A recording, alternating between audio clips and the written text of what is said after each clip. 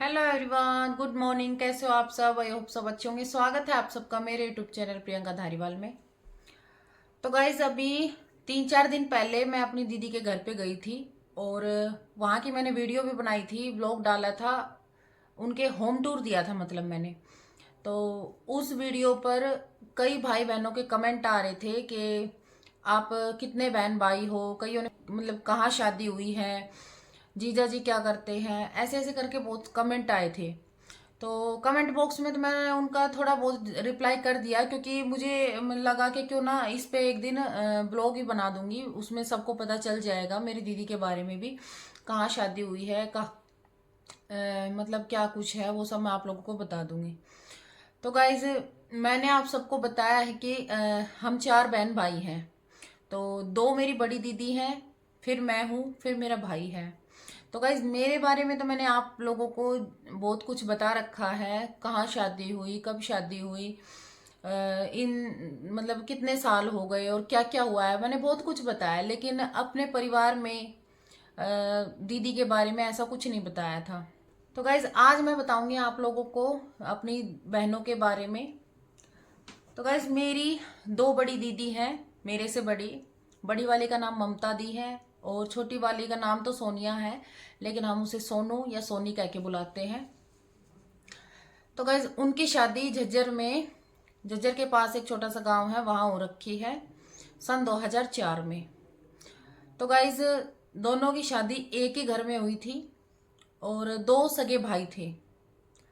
तो 2004 में शादी हुई। 2005 में मेरे जो छोटे वाले जीजा हैं, मतलब सोनी दीदी के जो हस्बैंड है, वो एक्सपायर हो गए थे 1 साल के अंदर अंदर। मतलब 2004 में शादी हुई, 2005 में एक्सपायर हो गए। तो गैस उस टाइम मेरी दीदी जो हैं 3 मंथ से प्रेग्नेंट थी। जिस टाइम मेरे जीजा एक्सपायर हुए थे उस टाइम मेरी जो सोनी दीदी है वो 3 मंथ से प्रेग्नेंट थी।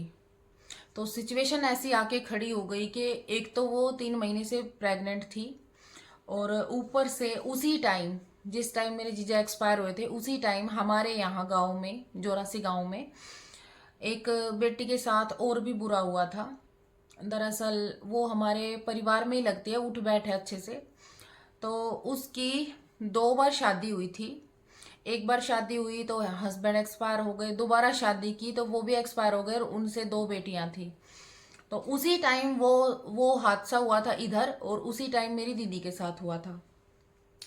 तो मेरी दीदी ने क्या बोला कि अगर नसीब में होता तो एक ही मिल जाता, नसीब में नहीं है तो चाहे 2 शादियां कर लो, चाहे 3 शादियां कर लो, चाहे कितनी शादियां कर लो, लेकिन जब नसीब फूटते हैं तो फूटते ही चले जाते हैं। बोल अभी देखो उसकी 2 शादियां हुई लेकिन दोनों में ही पार नहीं पड़ी। तो मैं नहीं चाहती दोबारा कहीं शादी करना, मैं तो अपने इसी बच्चे पे रहूंगी, मेरी सोनी दीदी ने ये बोला। तो भाई गांव है, समाज है, घर परिवार है, ऐसे तो बच्चे पे उम्र भी कुछ भी नहीं थी, ये लगा लो बस 18 के करीब करीब थी। तो वो उस टाइम शादी तो दोनों की एक साथ इसलिए की थी क्योंकि मेरे पापा का इतना बजट नहीं था। ये सोच के शादी कर दी थी कि लो शादी तो एक साथ कर देते हैं लेकिन इसको 2-4 साल के बाद ससुराल भेजेंगे, आना जाना मतलब 2 साल, 2-4 साल बाद करेंगे। लेकिन वही बात है, उसकी किस्मत फूटनी थी। बस शादी के बाद फिर उसको ये बोला कि कोई बात नहीं, घूमती फिरती आती जाती रहेगी, कोई दिक्कत नहीं है, हम कोई काम का प्रेशर नहीं डालेंगे, ऐसा कुछ नहीं है, हम पढ़ाई से भी नहीं रोकेंगे। लेकिन बस वही बात है कि नसीब में वो सब होना लिखा था। तो गाइज दीदी ने मतलब कहीं मतलब वहां से आने के लिए भी पैर नहीं लिए। तो उस टाइम पे घर परिवार के लिए जब कहने लगे लोग नहीं ऐसे तो नहीं छोड़ सकते बच्चे पे, जब हस्बैंड चला गया तो इस सारी जिंदगी कैसे पार होगी इस बच्चे पे। तो भाई पापा मम्मी और भी भाई लोग थे, बड़े थे, घर परिवार उनका भी, ससुराल वाले भी थे, उन सब ने यही बात बोली कि ऐसे तो भाई बच्चे पे तो सारी जिंदगी पार नहीं होगी। तो गाइज एक तो वो प्रेग्नेंट थी, ऊपर से फिर गांव में ऐसे मतलब हालात हो गए थे, एक बेटी के साथ और ऐसा हुआ था, तो उसके चलते उसने पैर नहीं लिए और बोली मैं तो रहूंगी तो यहीं रहूंगी और अपने बच्चे पर रहूंगी। लेकिन भाई ऐसे देखो कोई छोड़ के तैयार नहीं था, क्योंकि बहुत बड़ी जिंदगी है और इसमें कुछ गलत भी नहीं है।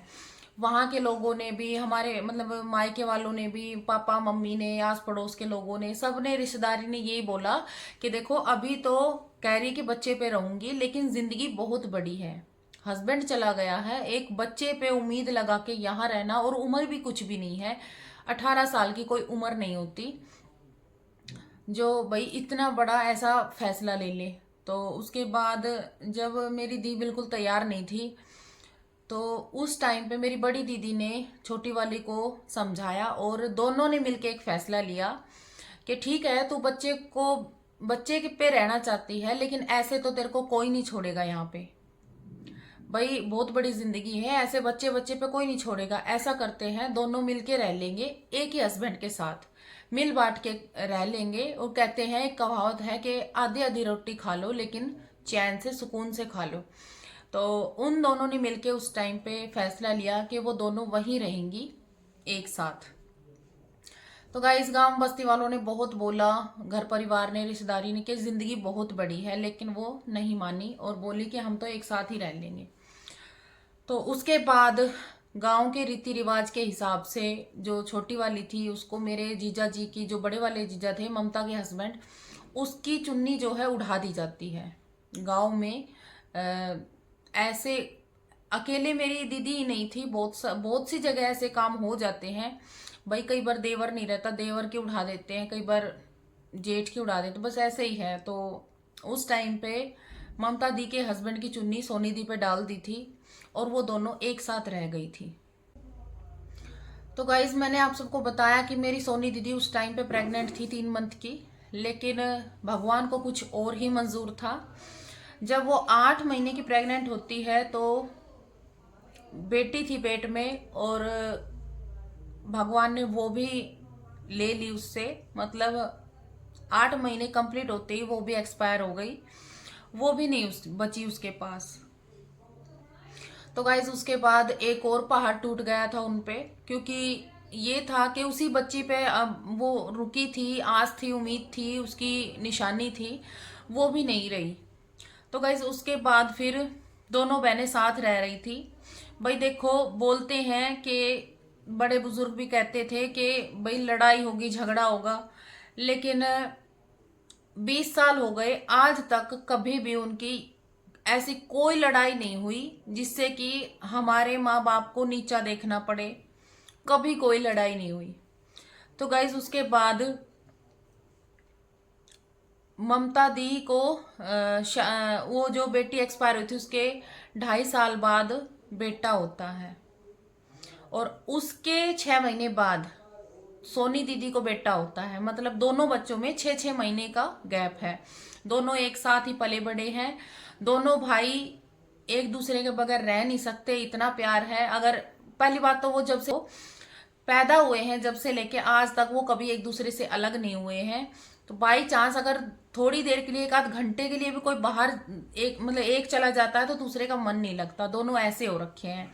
और रही बात दीदियों की, भाई जब जिस टाइम पे उनको, एक तो नादान बुद्धि, उस टाइम पे आप लोग भी समझ सकते हो, जिस टाइम पे लड़ाई होनी चाहिए थी उस टाइम पे लड़ाई नहीं हुई। तो भाई अब तो बच्चे बड़े हो गए, बच्चों को आज तक ये नहीं पता था, मतलब पहले जब छोटे थे तो उनको यही नहीं पता था मेरी मम्मी कौन सी है, प्रिंस की मम्मी कौन सी है, हैप्पी और प्रिंस नाम है, उन दोनों को ये नहीं पता था कि हमारी मम्मी कौन कौन सी है। तो अब तो भाई वो देखो समझदार हो गए हैं, तो थोड़ा सा पता चल ही जाता है घर पे रह के। अब जाके उनको पता चला है कि मेरी मम्मी कौन सी है, मेरी मम्मी कौन सी है। बाकी आज तक, इससे पहले जब वो छोटे थे तो उनको पता भी नहीं था, और अभी वो लोग ये सिचुएशन समझते हैं। छोटे थे तब की तो मैं नहीं कह सकती, पर उन्होंने कभी अलग से सवाल भी नहीं किए।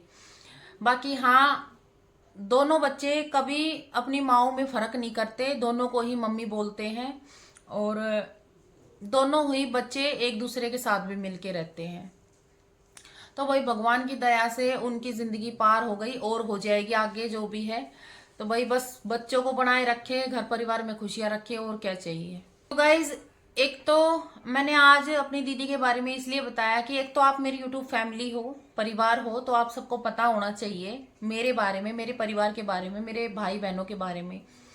तो दूसरा क्या है कि ससुराल वाले भी कुछ उल्टे सीधे कमेंट करते हैं, तो मैं तो समझ जाती हूँ उनका मतलब क्या है, क्योंकि मेरी दीदियां 2 हैं, जीजा 1 है, तो वो जानबूझ के ऐसे उल्टे सीधे कमेंट करते हैं, जो मैं तो समझ जाती हूँ, मेरे परिवार भी समझ जाता है, लेकिन आप लोगों को जब पता ही नहीं है तो आप लोग समझोगे कैसे। तो ऐसे ही 2-3 दिन पहले लाइव में वो मेरी दीदी और जीजा के बारे में कुछ बोल रही थी, तो हम समझ गए थे कि ये क्या कहना चाहती है, लेकिन आप लोग तो जवाब तब दोगे ना जब आप लोगों को समझ आएगा। तो इसलिए मैंने आप लोगों को ये बात बताई है कि मेरी जो दीदी है वो कैसे रहती है और क्या मतलब उनके घर में सिचुएशन है। तो गाइज इसलिए मैंने आप लोगों से आज अपनी दीदी की जो है लाइफ आप लोगों से शेयर की है। गाइज ये भी था कि कमेंट आ रहे थे, दीदी कहाँ शादी हो रखी है दीदियों की, और भाई जीजा जी क्या करते हैं, कौन सी जगह शादी हुई है, कमेंट आ रहे थे। तो मैंने सोचा चलो इसी बात पे उन लोगों को पता भी चल जाएगा और मेरी दीदियों के साथ जो कुछ हुआ है वो सब भी आप लोगों से शेयर कर दूं। और दूसरा, कल को फिर से मेरे ससुराल वाले कमेंट करें तो आप लोग ये ना सोचे अभी हमें कुछ पता ही नहीं हम क्या बोले, तो आप लोगों को पता होना चाहिए ताकि वो कमेंट करे और आप उनका रिप्लाई तुरंत दे सको। तो गाइज आज के ब्लॉग में इतना ही था, मिलते हैं नेक्स्ट वीडियो में, तब तक के लिए राम राम।